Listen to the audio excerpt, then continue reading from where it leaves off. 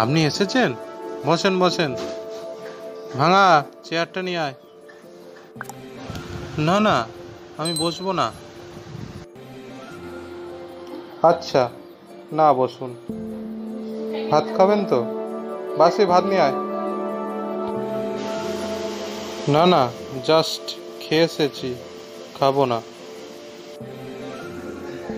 কিছুই খাবেন না? তা হয় না।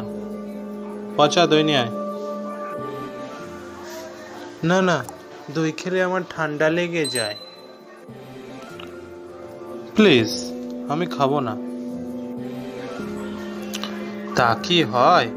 কিছু না হোক, অন্তত এক গ্লাস জল তো খান। ওরে মুতে জল দে।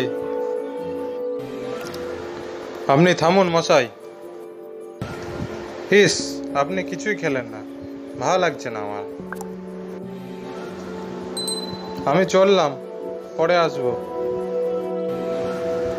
আপনি হেঁটে এসেছেন, কিন্তু আপনাকে আর আমি হেঁটে যেতে দেবো না। পাংচার সাইকেলটা নিয়ে আয়।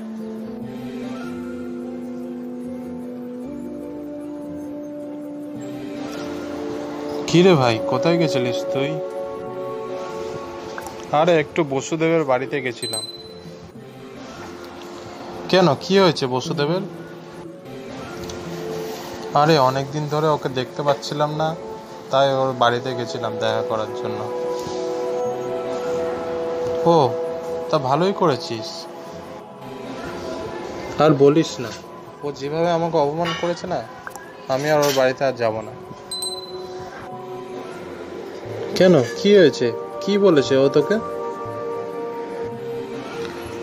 আর বলিস না, বাড়িতে ঢোকা সত্ত্বেই ও আমাকে ভাঙা চেয়ার এনে দিচ্ছিল বসার জন্য, তার বাসি ভাত খাওয়ার জন্য বলছিল, তার মুতে জল এনে দিচ্ছিল, তারপরে বাড়িতে আবার ফেরার জন্য পাংচার সাইকেল দিচ্ছিল আমাকে। কি যাচ্ছে তাই ভাবে অপমান করেছে আমাকে। কি বলবো আর তোকে, বল তুই। আরে তুই ভুল ভাবছিস, ওগুলো তো ওর ছেলের নাম। আরে কি বলছিস, কোনগুলো ওর ছেলেদের নাম? আরে হ্যাঁ, বসুদেবের 5টা ছেলে আছে তো। বড় ছেলের নাম হচ্ছে ভাঙা, মেজো ছেলের নাম হচ্ছে বাসি, আর সেজো ছেলের নাম হচ্ছে পচা, আর তার পরেরটার নাম হচ্ছে মুতে, এবং সব থেকে যে ছোটটার নাম হচ্ছে পাংচা। কি বলছিস? বাপ জন্মে এরকম নাম শুনিনি রে। কি বলছিস? বাপ জন্মে এরকম নাম শুনিনি রে।